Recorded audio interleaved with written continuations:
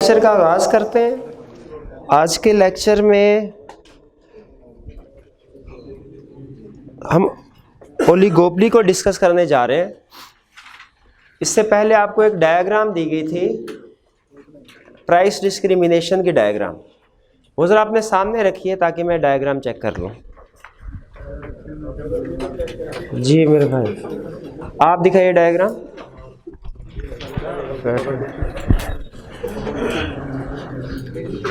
ठीक है, आपने दोनों मार्केट ए मार्केट बी पैरेलल बनाए। एक मार्केट में डिमांड इनइलास्टिक और दूसरी में इलास्टिक शो करवाई। लेकिन ये जो आपने बॉक्स बनाया गेन या लॉस वाले, इनमें फ़र्क थोड़ा है। तो अगर आप जब इनइलास्टिक डिमांड कर बनाए उसे थोड़ा ज़्यादा इनइलास्टिक कर देते और इलास्टिक डिमांड को थोड़ा और ज़्यादा इलास्टिक कर देते हैं, तो फिर जो चेंज आता ना हमारा गेन या लॉस, वो क्लियर होता, वो बड़ा होता और हमें आसानी से अंदाज़ा हो जाता कि प्राइस डिस्क्रिमिनेशन से टोटल रेवेन्यू इंक्रीज़ होता है। ये भी बहरहाल ठीक है, गलत नहीं है, लेकिन अगर डायग्राम ज़्यादा क्लियर हो तो वो बेहतर होता है। एक नज़र देखने से ही पता चल जाता है कि gain is greater than loss. बाकी ठीक है, लेबलिंग वगैरह भी आपने की है, करेक्ट जी। जी इसके अलावा आप दिखाइए, आपने बनाइए डायग्राम, दिखाइए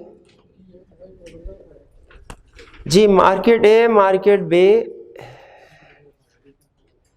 यहाँ पे एवरेज रेवेन्यू कर्व इलास्टिक है, इनइलास्टिक।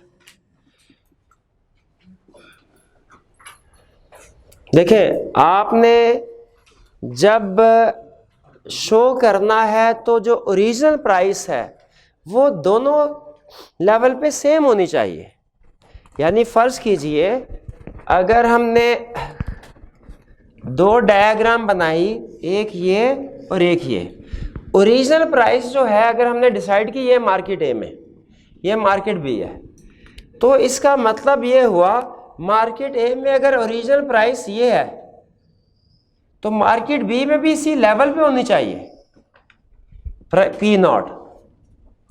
ठीक है, अगर आप यहाँ पे पी नॉट, यहाँ पे देखेंगे demand for example in elastic है, यहाँ पे इलास्टिक है, यहाँ पे इन इलास्टिक में प्राइस को इंक्रीज कर दिया P1, यहाँ पे प्राइस इंक्रीज करेंगे P1। ऐसे नहीं कर सकते कि इधर तो P नॉट P1 ये है और यहाँ पे आप P नॉट ऊपर कर दें, ये P नॉट कर दें और ये P1 कर दें। ऐसे नहीं करना, ये समझ आ रही है आपको? यानी P नॉट इसके पैरेलल P नॉट बनाइए। ठीक है, कि हम ये बता रहे हैं अगर पहले कंसेप्ट ऑलरेडी अगर आप P नॉट ऊपर ले जाते हैं, इसका मतलब है ऑलरेडी प्राइस डिस्क्रिमिनेशन हो रही है। एक मार्केट में प्राइस कम है, दूसरी में ज्यादा है, तो प्राइस डिस्क्रिमिनेशन का कंपैरिजन तो करेंगे। अगर हम सेम रखें प्राइस तो टोटल रेवेन्यू क्या है, और इसके बाद अगर एक में प्राइस ज्यादा दूसरी में कम कर दें तो फिर टोटल रेवेन्यू पे इम्पैक्ट क्या होगा। असल में प्राइस डिस्क्रिमिनेशन यही है। बाकी आपकी डायग्राम ठीक है, बाकी उसमें कोई इशू नहीं है कंसेप्चुअली। जी चलिए, कोई क्वेश्चन पूछना चाहते हो तो पूछ लीजिए। पास पेपर का question number 36, explain the process of profit maximisation. Profit maximisation को अंडरलाइन कीजिए। बाय ए मोनोपोलिस्ट, मोनोपोलिस्ट को अंडरलाइन कीजिए। With the help of an appropriate diagram, an को अंडरलाइन कीजिए। ठीक है, ये आई कैप के क्वेश्चन बैंक का भी क्वेश्चन है, ये अंडरलाइनिंग कर लिया आपने। अब मुझे बताइए, क्या इसमें कहीं प्राइस डिस्क्रिमिनेशन का, प्राइस डिफरेंस का जिक्र कर रहा है? जिक्र कर रहा है? किधर कर रहा है? नहीं, मुझे तो नहीं नजर आ रहा। एक्सप्लेन, मैं फिर पढ़ देता हूं। Explain the process of profit maximisation by a monopolist with the help of an appropriate diagram. नहीं भैया, अभी भी मुझे प्राइस का कहीं जिक्र नजर नहीं आ रहा, तो ये प्राइस डिस्क्रिमिनेशन का क्वेश्चन नहीं है। प्राइस डिस्क्रिमिनेशन का क्वेश्चन नहीं, ये चीज समझ आ गई। डायग्राम कितनी बनानी है? एक। अच्छा, कह रहा है profit maximisation. Profit maximisation point किसको कहते हैं? इक्विलिब्रियम पॉइंट को। प्रॉफिट मैक्सिमाइजेशन को अंडरलाइन कर लें। प्रॉफिट मैक्सिमाइजेशन कहे, प्राइस आउटपुट डिसीजन कहे या इक्विलिब्रियम कहे, वो एक ही बात है। ठीक, तो profit maximisation point, equilibrium point किसका? मोनोपोलिस्ट का। मोनोपोलिस्ट किसको कहते हैं? मोनोपोली वाले को कि मोनोपोलिस्टिक कंपटीशन वाली फर्म को? मोनोपोली वाली फर्म को। तो क्वेश्चन क्या बना? मोनोपोली वाली फर्म का इक्विलिब्रियम पॉइंट बताइए एक डायग्राम के जरिए। तो बताइए एक डायग्राम कब बनती है, लॉन्ग रन में या शॉर्ट रन में? लॉन्ग रन में बनती है ना। तो हम लॉन्ग रन इक्विलिब्रियम बताएं। जब क्वेश्चन में मेंशन उसने ना किया हो कि इक्विलिब्रियम शॉर्ट रन है या लॉन्ग रन है, तो हम लॉन्ग रन इक्विलिब्रियम बनाते हैं। तो एक डायग्राम तो लॉन्ग रन इक्विलिब्रियम में बनती है। कौन सी बनाएंगे? सुपर नॉर्मल, सब नॉर्मल या के नॉर्मल? क्योंकि मोनोपोलिस्ट लॉन्ग रन में सुपर नॉर्मल प्रॉफिट अर्न करता है। जी, ये बात समझ आ गई? और कोई क्वेश्चन? सर वो आपने कहा था कि जो प्राइस डिस्क्रिमिनेशन जो फर्म करती है ना, उसमें मोनोपोली पावर होती है। सर आपने पोस्टपेड और प्रीपेड की एग्जांपल दी थी, उसमें मोनोपोली पावर होती है। भैया आपने कल भी यही क्वेश्चन किया था। मैं, हाँ जी, मैंने किसी वजह से जवाब नहीं दिया था ना मेरे भाई। ठीक है, इसको छोड़ दें। हमने असल में अपने सिलेबस के अंदर रहना, मैं आपको रीज़न बता देता हूँ। हमने अपने सिलेबस के अंदर रहना होता है। आपके जहन में क्वेश्चन आते हैं, बहुत अच्छी बात है, लेकिन टीचर को आंसर करते हुए ये देखना होता है कि क्वेश्चन आपका विद इन द सिलेबस है कि नहीं। प्लस दूसरी चीज़ ये भी, कुछ क्वेश्चन ऐसे भी होते हैं जिनका आंसर देने से ऑलरेडी जो कंसेप्ट बिल्ड किए होते हैं वो डिस्टर्ब हो जाते हैं। ठीक है, तो वो जो आप कह रहे हैं कॉर्लेट्स वाली एग्जांपल जो है, वो हम प्राइस डिस्क्रिमिनेशन के कंटेक्स्ट में एग्जांपल दे रहे हैं। कि जो मैं प्रीपेड और पोस्टपेड की एग्जांपल दे थे कि सर्विसेज एक है, प्राइसेस डिफरेंट चार्ज हो रही हैं। इनका पॉइंट ऑफ व्यू ये है कि सर लेकिन वो मोनोपोली तो नहीं है। पाकिस्तान में बहुत सी कंपनीज जो हैं वो टेलीकॉम सेक्टर में ऑपरेट कर रही हैं। तो बात इनकी ठीक है, वो मोनोपोली की एग्जाम्पल नहीं है, लेकिन एग्जाम्पल मैं किसकी? मैं मोनोपोली की एग्जाम्पल दे भी नहीं रहा था, मैं एग्जाम्पल प्राइस डिस्क्रिमिनेशन की दे। प्राइस डिस्क्रिमिनेशन का कंसेप्ट क्या है कि सेम गुड डिफरेंट कंज्यूमर को डिफरेंट प्राइस में चार्ज करना। ठीक है जी। जी, और कोई क्वेश्चन? जी, कोई क्वेश्चन नहीं जी। ये आपको जो 5 रुपए के क्वेश्चन है ये सारे क्लियर हो गए। चलिए अब चलते हैं, नेक्स्ट कंसेप्ट है लर्निंग ऑब्जेक्टिव 12, ओलिगोपोली। ये ओलिगोपोली कौन सी फर्म है? ये हमारी ऐसी फर्म है जो कि, देखें कंसेप्ट को जहन में रखिए, जब हमने फर्म्स के बारे में, फर्म इक्विलिब्रियम के बारे में पढ़ना स्टार्ट किया तो मैंने आपको ये सिखाया कि जो किसी भी फर्म का इक्विलिब्रियम, जो टोटल टाइप्स ऑफ फर्म होती हैं, उन्हें दो तरह से, दो ब्रॉड वे में क्लासीफाई किया जाता है, परफेक्ट कंपटीशन की फर्म और इम्परफेक्ट कंपटीशन की फर्म। और इम्परफेक्ट कंपटीशन वाली फर्म की आगे 3 टाइप्स हैं, मोनोपोलिस्टिक कंपटीशन, ओलिगोपोली और मोनोपोली, तरतीब से अगर चलें। लेकिन ओलिगोपोली थोड़ा सा डिफरेंट कंसेप्ट है, इसलिए इसको मैंने एंड पे, साइड पे रख लिया और पहले आपको कंपैरिजन के लिए परफेक्ट कंपटीशन, मोनोपोलिस्टिक कंपटीशन और मोनोपोली का कंसेप्ट करवाया। परफेक्ट कंपटीशन एक एक्सट्रीम थी, मोनोपोली दूसरी एक्सट्रीम है, और मोनोपोलिस्टिक कंपटीशन जो है वो इन दोनों के दरमियान वाली सिचुएशन है। ठीक है, उसमें थोड़ा सा परफेक्ट कंपटीशन का भी एलिमेंट थोड़ा सा समझ लीजिए मोनोपोली, इसलिए उसका नाम मोनोपोलिस्टिक कंपटीशन पड़ा। अब दोनों की दरमियानी सिचुएशन है। अब हम जो कंसेप्ट स्टडी करने जा रहे हैं वो ओलिगोपोली है। तो ओलिगोपोली है क्या? बेसिकली डेफिनेशन पहले पढ़ते हैं। वो कहता है ओलिगोपोली, आज क्या पढ़ेंगे? ओलिगोपोली कंसेप्ट हमारा कंप्लीट नहीं होगा ओलिगोपोली से रिलेटेड। ठीक है, इसमें कुछ कंसेप्ट रह जाएंगे, वो इंशाल्लाह हम कल 2 कंसेप्ट रह जाएंगे, वो कल के लेक्चर में कवर करेंगे। आज हमने क्या कवर करना है? एक डेफिनेशन ओलिगोपोली के, फिर उसके बाद फीचर्स, और एज यूजुअल आपको पता है फीचर्स के बाद हम स्टडी करते हैं एडवांटेजेस एंड डिसएडवांटेजेस, जो कि बेसिकली फीचर से ही डिराइव किए जाते हैं। यानी अगर फीचर्स आपने अच्छे तरीके से समझे हों तो एडवांटेजेस और डिसएडवांटेजेस जो हैं ये भी आप आसानी से समझ सकते हैं। ये इनडायरेक्टली फीचर से रिलेट हो रहे होते हैं। असल चीज़ होती है डेफिनेशन को समझना और फीचर्स को समझना। स्टार्ट करें जी ओलिगोपोली। चलिए सबसे पहले वो कह रहा है डेफिनेशन में ओलिगोपोली क्या है, कह रहा है ओलिगोपोली ऐसा मार्केट स्ट्रक्चर है, ऐसी मार्केट को कहते हैं जिसमें आफ्यू का मतलब क्या होता है, बहुत ज्यादा नहीं, क्या एक नहीं, चंद एक। आफ्यू का मतलब चंद एक हो, जैसे 5 7 8 10। आफ्यू लार्ज सेलर्स आफ्यू है, लेकिन चंद एक पूरी मार्केट को सप्लाई कर रहे हैं, तो इसका मतलब है ऑटोमेटिकली वो कोई बड़े ही होंगे। अगर एक मार्केट को फॉर एग्जांपल 5 सेलर सप्लाई कर रहे हैं तो डेफिनेटली वो सारे बड़े, एक 20% सप्लाई कर रहा होगा, एक हो सकता है 25% कर रहा हो, एक 15% कर रहा हो, एक 30%, एक 10%, वो सारे बड़े ही सेलर्स होंगे। तो ओलिगोपोली मार्केट स्ट्रक्चर में नंबर ऑफ सेलर्स कितने होते हैं, आफ्यू, चंद एक। छोटे छोटे होते हैं या बड़े होते हैं, लार्ज। परफेक्ट कंपटीशन के साथ कंपेयर करें, उसमें कितने थे, लार्ज नंबर ऑफ सेलर्स, लेकिन वो स्मॉल फर्म्स होते थे। यहां पे फर्म लार्ज है और सेलर्स की तादाद कम है, आफ्यू चंद एक है। फिर कह रहे हैं जो गुड्स होती है वो सब्स्टिट्यूट गुड होती है इनकी, ये जो गुड सेल कर रहे होते हैं ये सब्स्टिट्यूट होते हैं। परफेक्ट कंपटीशन में तो बिल्कुल एक जैसी थी ना, होमोजेनस, वो तो उसे कहते हैं परफेक्ट सब्स्टिट्यूट। मोनोपोली में आपको पता है यूनिक होती है, एक ही प्रोडक्ट होती है, उस जैसी और की प्रोडक्ट होती नहीं। तो ओलिगोपोली में प्रोडक्ट क्या है, सब्स्टिट्यूट, यानी मार्केट में 5 सेलर्स हैं, कस्टमर एक सेलर से भी चीज खरीद सकता है, दूसरे सेलर से भी चीज खरीद सकता है। दोनों चीजें कौन सी हो गई, सब्स्टिट्यूट।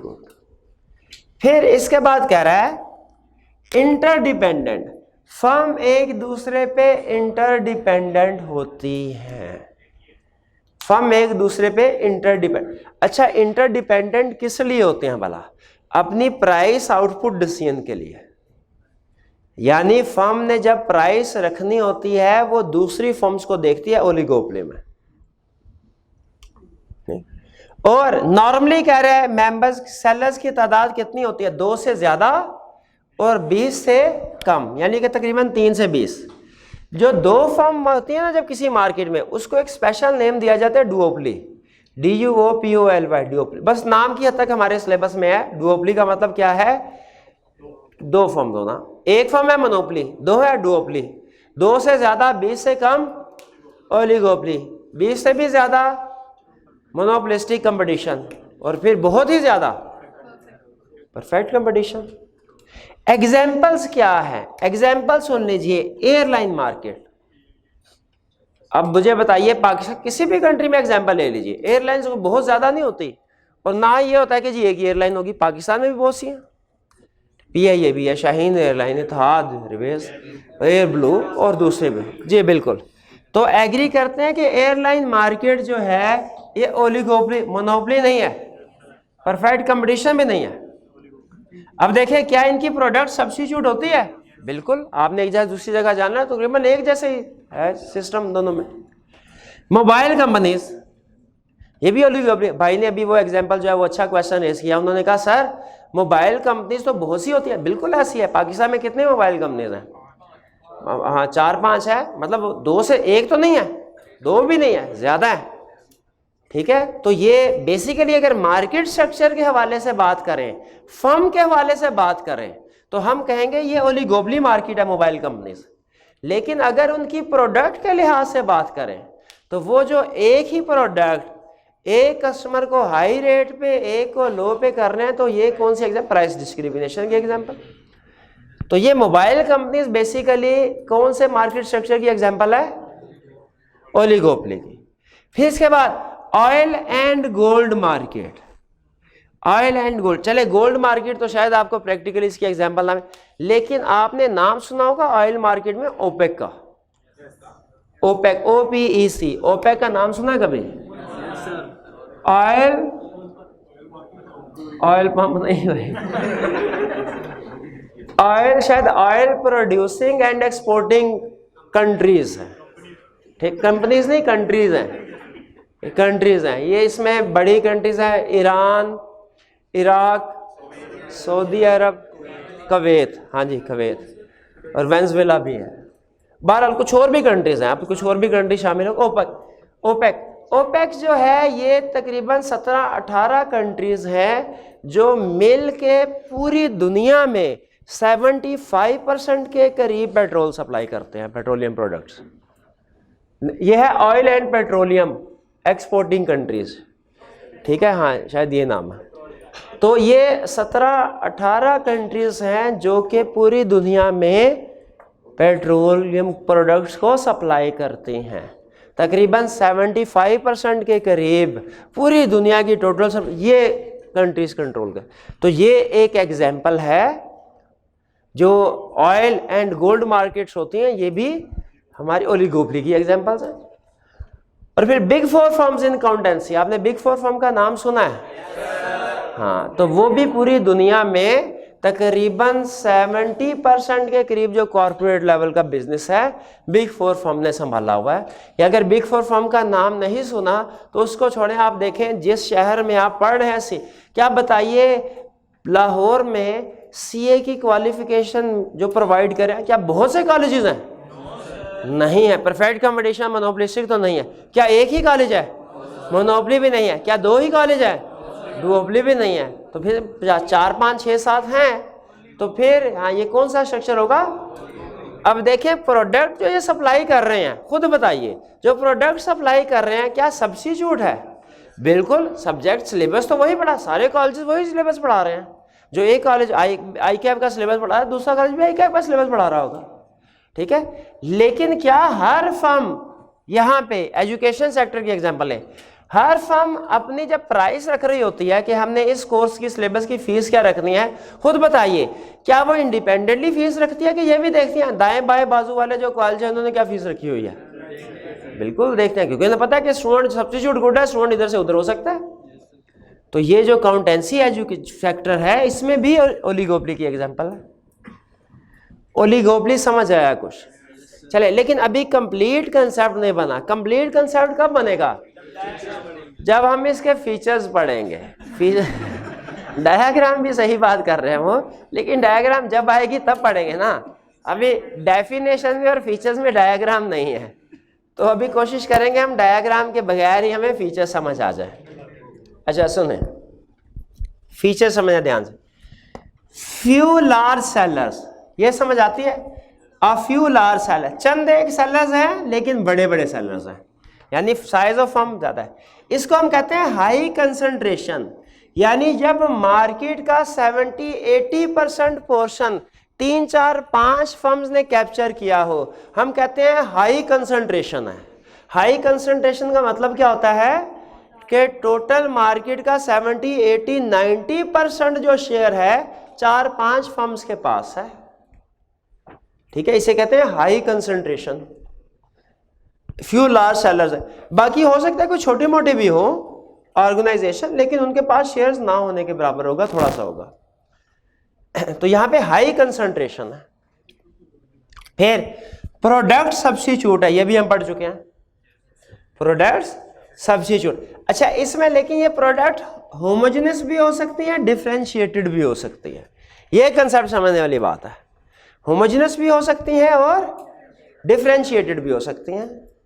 आप मुझे बताइए, ये जो ओपेक से ऑयल प्रोड्यूस हो रहा है, नॉर्मली अगर तो वो प्रोडक्ट ऐसी हैं जो कि मिनरल रिसोर्सेज वगैरह, तो वो होमोजेनस होती हैं। जैसे ऑयल, आपको पता है एक मुल्क से जो ऑयल निकलेगा दूसरे मुल्क से निकलेगा वो एक जैसा ही होगा, ठीक है। ऑयल, कॉपर, जिंक, स्टील वगैरह, ये जो मादनियात निकलती है ये नॉर्मली एक जैसी होती हैं। तो ये हो गए एग्जाम्पल होमोजेनस की। और अगर आप खुद से मैन्युफैक्चरिंग करें, जैसे कार, अब बताइए कार वाली एग्जाम्पल यहाँ पे नहीं, हाँ भाई कार मेकर्स जो हैं ये भी तो एग्जाम्पल है। ऑटोमोबाइल सेक्टर में पाकिस्तान में कितनी कंपनीज हैं जो कार मैन्युफैक्चरिंग कर रही हैं? क्या वो एक है? नहीं, ज़्यादा है। कौन कौन सी? होंडा भी है, टोयोटा भी, सुजुकी भी,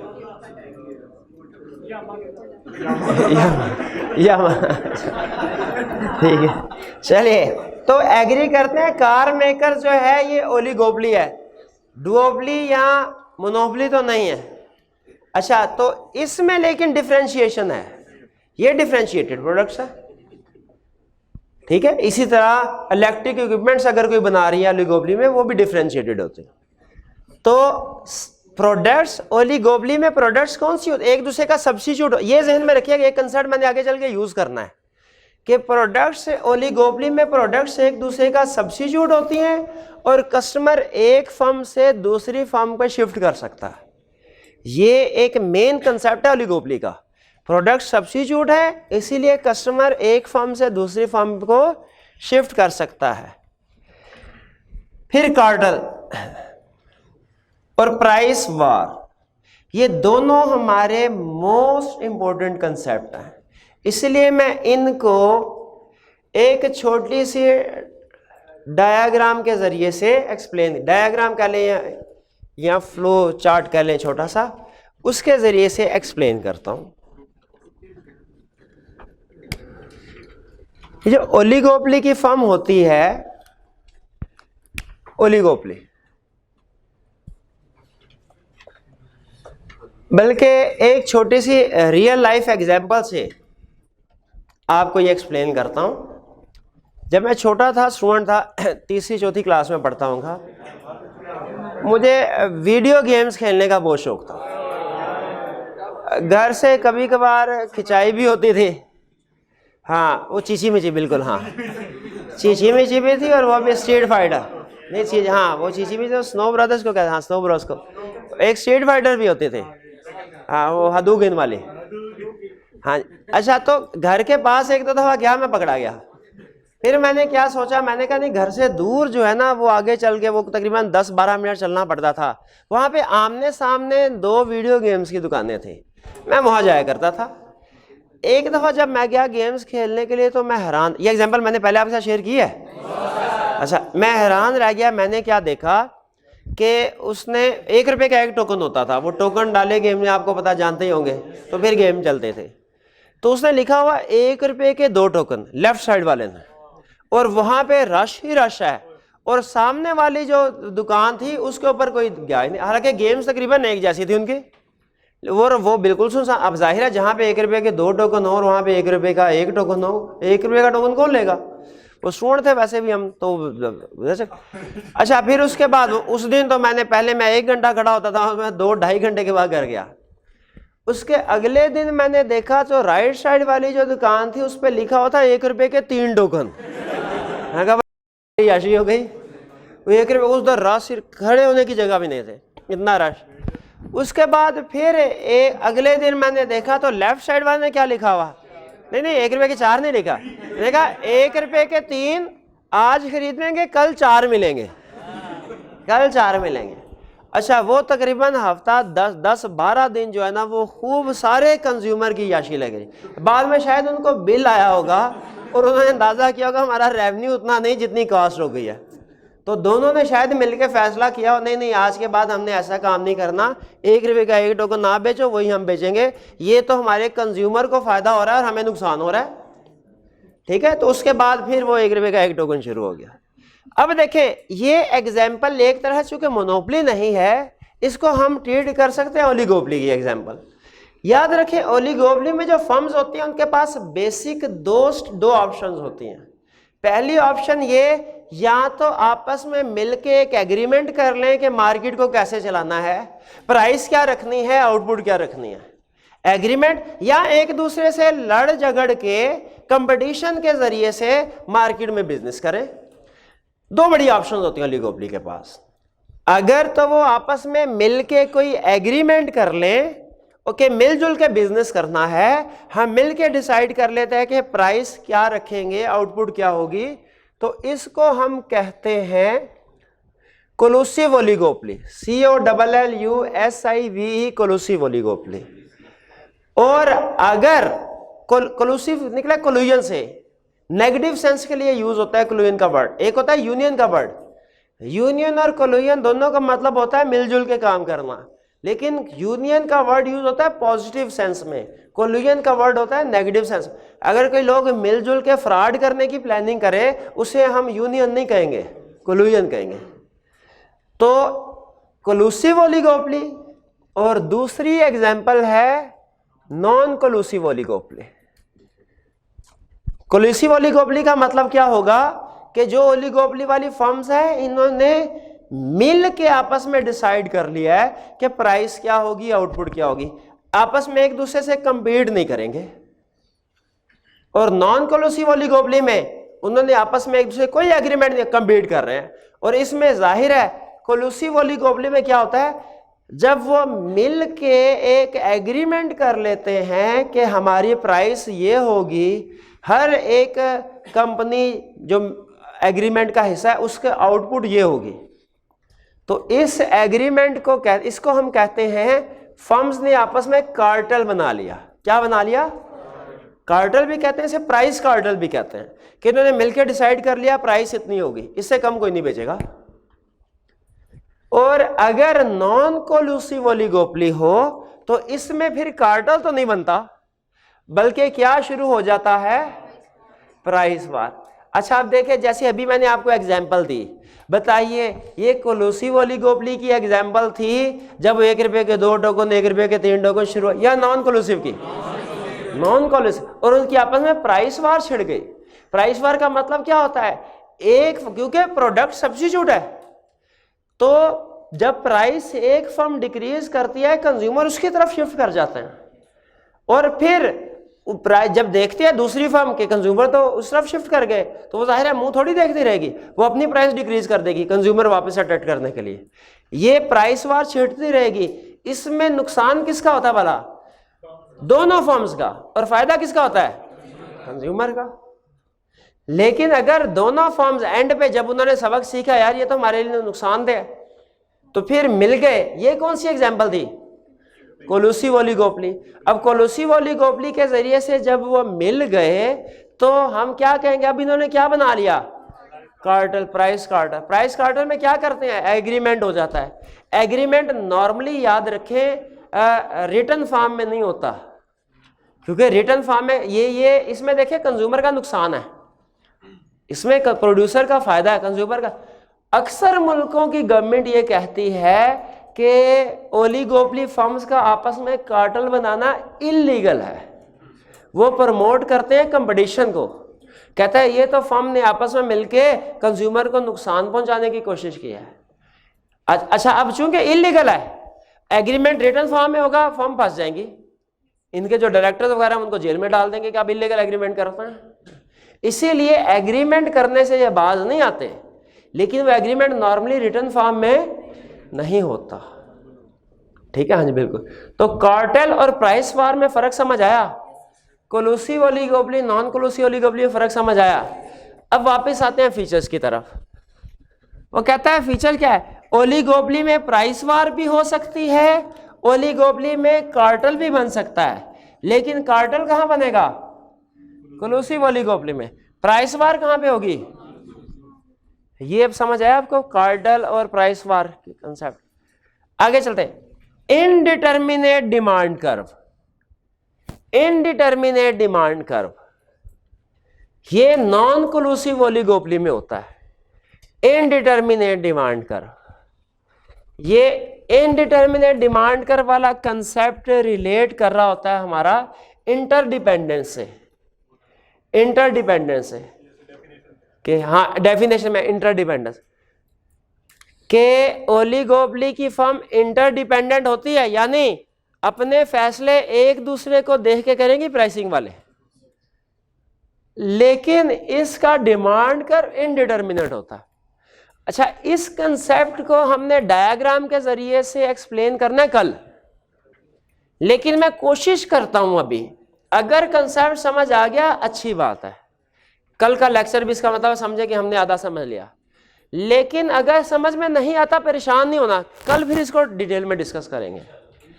कंसेप्ट क्या समझाने जा रहा हूं, क्योंकि आपको तो डायग्राम हो तो जरा हेल्प हो जाती है, आसानी से कंसेप्ट समझ आ जाता है। डायग्राम के बगैर थोड़ी सी मुश्किल होती है, लेकिन आज चूंकि मैं डायग्राम हमारे लेक्चर का ऑब्जेक्टिव नहीं है, वो बना के वो दूसरी साइड में नहीं आपको लेना चाहता।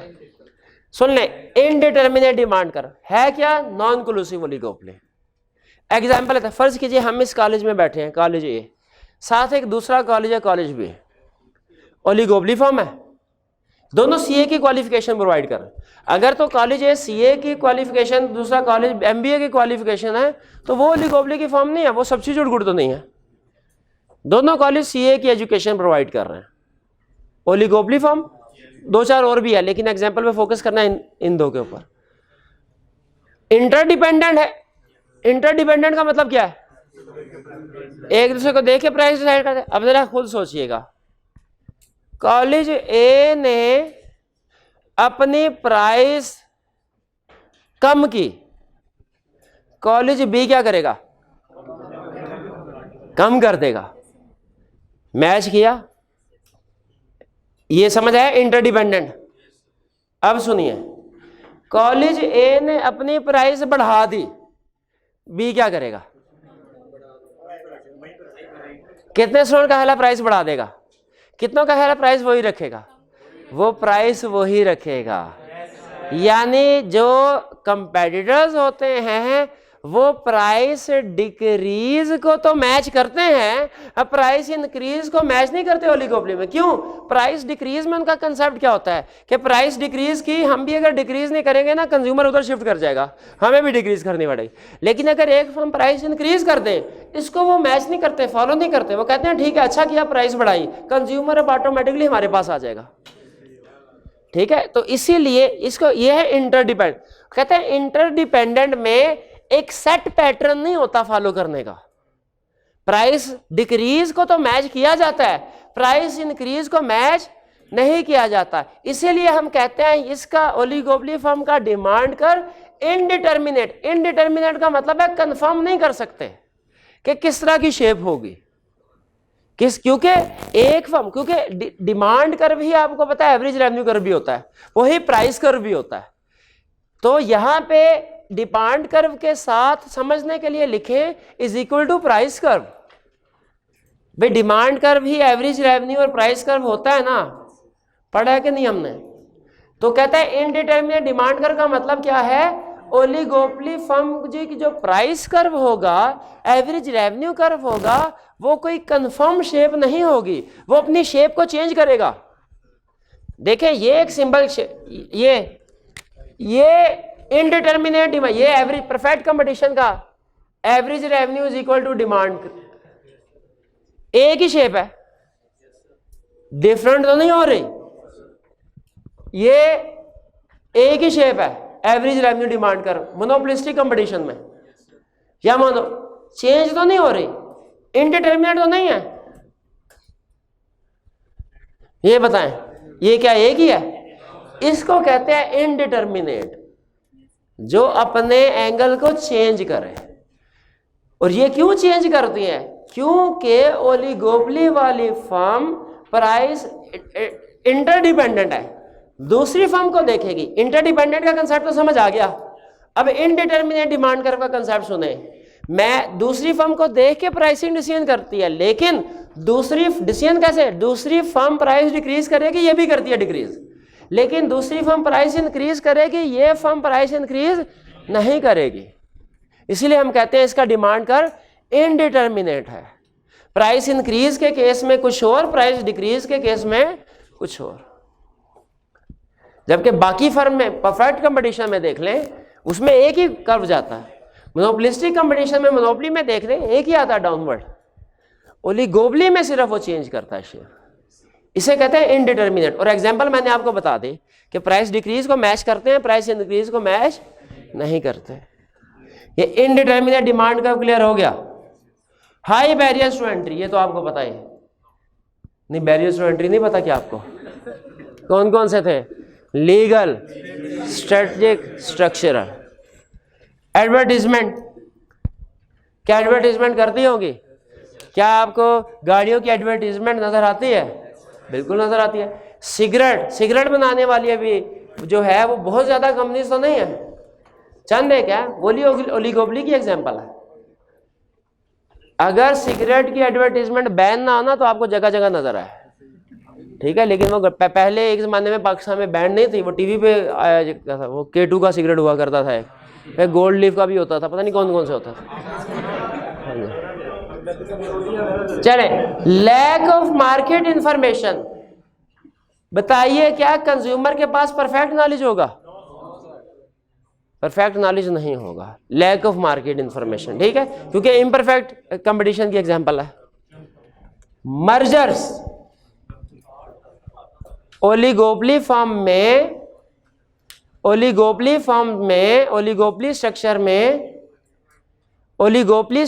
में जो फर्म्स होती हैं, बड़ी फर्म वो छोटी फर्म को कैप्चर कर देती है। मोनोपोली में भी इस तरह होता है, कि मोनोपोली फर्म जो होती है वो अपनी मोनोपोली को कायम करने के लिए नई आने वाली फर्म्स को खरीदने की, पहले तो उनको मार्केट से पहले तो बैरियर के जरिए से वो कोशिश करते हैं मार्केट में एंट्री ना हो, है तो आउट हो जाए, अगर ना हो सके तो फिर क्या करते हैं, उनको बाय कर लेते हैं। एग्जैक्टली उसी तरह ओलिगोपोली स्ट्रक्चर में भी बड़ी फर्म छोटी फर्म को बाय करते हैं। मर्जर्स कॉमन है ओलिगोपोली में। प्राइसिंग एंड आउटपुट, बताइए ओलिगोपोली के केस में दूसरी परफेक्ट कंपटीशन या मोनोपोलिस्टिक कंपटीशन की निस्बत प्राइस ज्यादा होगी कम? प्राइसेस आर हायर यहां पे as compare to perfect competition, या लोअर?